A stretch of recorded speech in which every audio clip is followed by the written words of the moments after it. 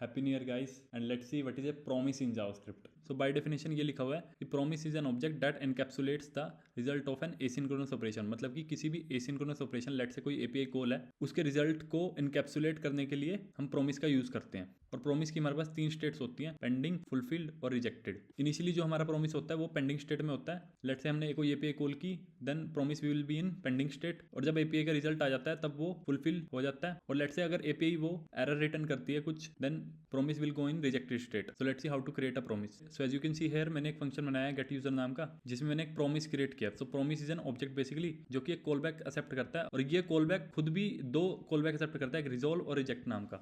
Let's consider this an API call है जो कि 1 सेकंड लेती है यूजर का डेटा लाने में, और 1 सेकंड के बाद ये रिजोल्व हो जाएगा। And here I am calling this function and मैं इसको लॉक कर रहा हूँ basically. So as you can see, हमें कंसोल लॉग में promise पेंडिंग स्टेट में मिल रहा है, मतलब कि एसिंक ऑपरेशन है, इसको कंप्लीट होने में टाइम लगेगा कुछ। So promise अगर फुलफिल स्टेट में होता है तो उसका रिस्पॉन्स देन ब्लॉक में आता है, और अगर प्रॉमिस में कुछ एरर होती है तो उसका रिस्पॉन्स कैच ब्लॉक में आता है। और एक हमारे पास फाइनली ब्लॉक भी होता है जो कि हम एनीवे एग्जीक्यूट करना चाहते हैं, चाहे देन में जाए या कैच में जाए, ये फाइनली ब्लॉक हमेशा एग्जीक्यूट होगा। So as you can see in the output, पहले प्रॉमिस पेंडिंग स्टेट में था जो कि इस कंसोल लॉग से प्रिंट हो रहा है, क्योंकि हमारा प्रॉमिस रिजोल्व कर रहा था तो ये देन ब्लॉक में जाएगा, and that's how we are getting this result. And finally block तो एंड में चलता ही है, that's how we are getting logging. और अगर यही प्रॉमिस हमारा रिजेक्ट रिटर्न करता तो ये हमारा प्रॉमिस कैच ब्लॉक में जाता, as you can see here. And that is what promise is, and we are done.